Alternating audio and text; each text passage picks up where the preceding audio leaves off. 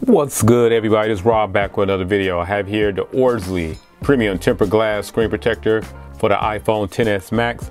I'm going to install it and I'm going to give you my opinion on it. This is not so much of an installation, more so than a review that I will probably be doing a little later on, but I'm going to let you know my initial opinion of this from the onset and then later on give you a review. So let's check out what's inside. Inside you get microfiber cloth, alcohol rub, and the temper glass itself. How many did they send to me?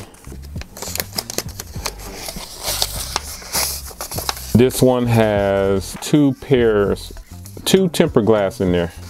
I'm only gonna need one.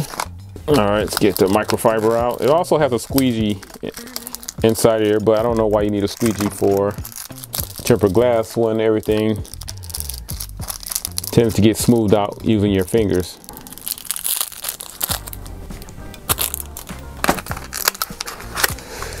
You get two alcohol rubs. I'm only going to need one. All right, let's go.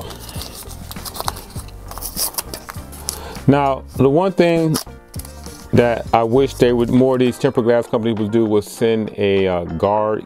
I did a video on the Max Boost screen protector, and the cool thing is they gave you a guard to help align the temper glass up. Whereas this one is kind of free-handed with the type of installation, which can cause you a problem. Now, most people don't have these frames around and they will probably be doing this free-handed. I do have that guard I can use, but I'm gonna go ahead and try to do it without the guard in an effort to treat this installation pretty close to how you would do it. As you can see, I have the guard right here. If I wanted to, I can just drop that right on there and have a perfect installation. But for the sake of this video, I'm going to do this free-handed. Also, always hold on to these electronic dusters. I spray this to help get rid of extra lint, because sometimes the microfiber cloth adds more lint than the actual surroundings. So hopefully, let me get above this and do this installation.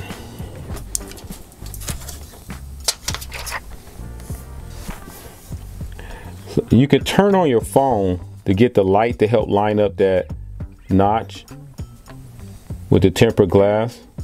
Most of these installations tell you to do it without it, but a good way to line it up is turn the actual phone on the display where you can see how you're going to drop it. Don't like that one. Let's try it again.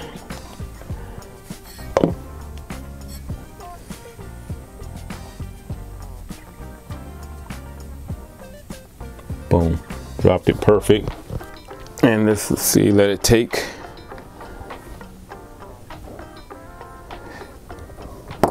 Perfect. So in a lot of ways, I know sometimes they tell you not to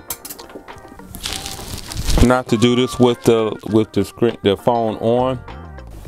In a case where you're freehand and you don't have any frame to place over it, it's better to turn it on and actually use the light of the display as your guide. And so far so good. I'm a little off to the right.